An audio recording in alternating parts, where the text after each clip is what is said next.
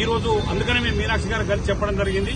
అమ్మా, ఆమె కాలువల పేరు చెప్పి కోట్ల రూపాయలు కూడా ఎంపీ ఫండ్ తీసుకోవడం జరిగింది. ముఖ్యంగా ఎంపీ గారిని కూడా ఆమె ఇచ్చినటువంటి ఫండ్స్ కూడా కనీసం ఈ రోజు వరకు కూడా నియోజకవర్గ ప్రజలకు చెప్పలే. ఎంపీ గారు 6 నియోజకవర్గాలు తిరుగుతూ ఉన్నది. పాలకుర్తి నియోజకవర్గానికి మీరు ఎందుకు రావట్లేదు? నిన్న మేము ఎంపీ గారిని అడిగితే నన్ను ఎమ్మెల్యే గారు పిలవాలి కదా అని చెప్పి ఎంపీ గారు చెప్పుకోవడం జరిగింది. మరి ఎమ్మెల్యే గారు, ఎంపీ గారు ఇప్పటికి ₹1 నిధులు ఇచ్చిండ్రు. ఆ నిధులు కూడా ఏం చేస్తా ఉన్నారో కార్యకర్తలకు తెలియకుండా అయిపోయింది. ఏ ఎంపీ అయినా గతంలో చరిత్రలో ఆ శాసనసభ నియోజకవర్గానికి వచ్చినప్పుడు ఇన్ని ఎంపీ గారి నిధులు వచ్చినాయి, ఇన్ని గ్రామాలకి అభివృద్ది పనులకు ఇచ్చినామని చెప్పుకునేది.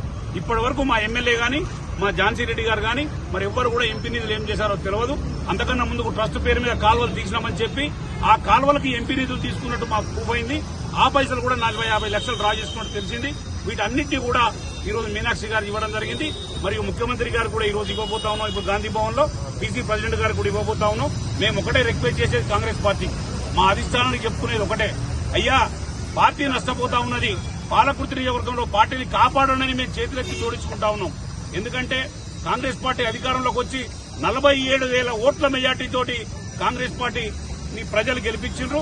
అటువంటిది లోకల్ బాడీ ఎలక్షన్ లో 2,000 మెజార్టీ టీఆర్ఎస్ మెజార్టీ వచ్చి చూపెడతా ఉన్నది. మరి దాన్ని దృష్టిలో పెట్టుకోకపోతే రాబోయే రోజుల్లో పార్టీకి నష్టం జరుగుతుందని చెప్పి మేము